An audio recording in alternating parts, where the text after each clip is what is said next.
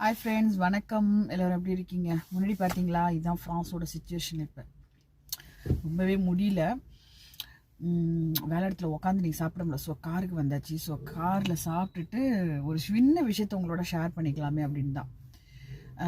இப்போ ஒரு மணி நேரத்துக்கு முன்னாடி நடந்த விஷயம்தான்.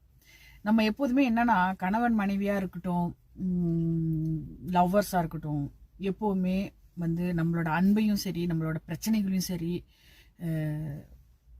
நமக்குள்ள நம்மளோட வீட்டுக்குள்ளேயோ ஒரு காருக்குள்ளேயோ ஒரு அடுத்தவங்களோட பார்வைக்கும் அடுத்தவங்களோட வார்த்தைகளுக்கும் அடுத்தவங்களோட கேலி கிண்டலுக்கு ஆளாகாம நம்மளோட உறவுகளை தக்க வச்சுக்கணும். ஸோ எதுக்காக சொல்றேன்னா, நான் புருஷன் பொண்டாட்டி தானே, நாங்கள் 2 பேரும் புருஷன் பொண்டாட்டி, இன்னைக்கு அடிச்சுக்குவோம் நாளைக்கு கூடிக்குவோம்.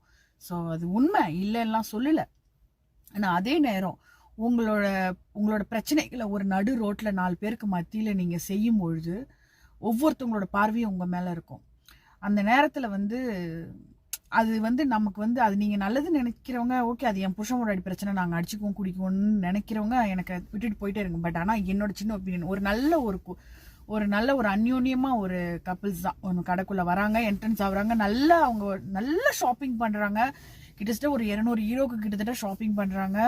அவர் கேட்கறதெல்லாம் வாங்கி கொடுக்குறாரு. இந்த ஃபாரின்ல வந்து முத்தம் கொடுக்கறதும் கட்டி பிடிச்சிக்கிறதும் இந்த ஊர்ல வந்து ரொம்ப சர்வசாதாரண ஒரு விஷயம். அது பெருசாவே அவங்க யோசிக்க மாட்டாங்க.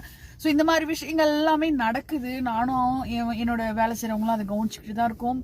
ஸோ நாங்களும் அதை கிண்டல் பண்ணிட்டு போயிட்டு ரொம்ப கொஞ்சம் அத்துமீறும் போது, அதாவது அது நம்மளோட பார்வையை அடுத்தவங்க எல்லாரோடைய பார்வையும் அவங்க மேல போகுதுங்கும் போது அந்த அளவுக்கு நம்ம விடக்கூடாது.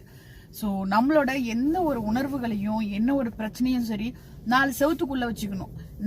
ஒரு காருக்குள்ள வந்து உட்காரமா, காருக்குள்ள இருக்கும் போது கூட பாக்குறாங்க மனுஷங்க. ஸோ உங்களோட உணர்வுகளை கட்டுப்படுத்தி நீங்க வந்து 4 செவத்துக்குள்ள வைங்க. ஏன்னா 4 பேரோட கேலி கிண்டலுக்கு நம்ம ஆளாக கூடாது. புருஷன் பொண்டாட்டியாவே இருந்தாலும் உரிமையா இருந்தாலும் முடிஞ்சு வெளியில கூட போகல. ஸோ வெளியில போய் அந்த எல்லா பொருளையும் வாங்கிட்டு வெளியே போயிட்டு ஒரு பிரச்சனை அவங்களுக்குள்ள, கையில இருந்த 2 பையன் அந்த அம்மா போட்டுட்டு அவங்க பட்டி போயிட்டாங்க.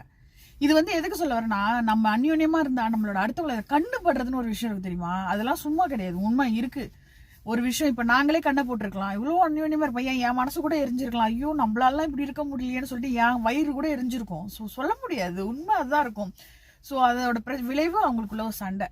ஸோ நம்மளோட ஆசை பாசங்களை, உணர்வுகள், லவ், என்ன மாதிரி உணர்வு எல்லாத்தையும் அடக்கிட்டு 4 செவத்துக்குள்ள வச்சுக்கணும். பிரச்சனையா இருந்தாலும் புருஷன் மட்டும் இருந்தாலும் வீட்டுல வச்சு வெளுத்தடுங்க, ஆனா வெளியில செய்யாதீங்க. பாய்.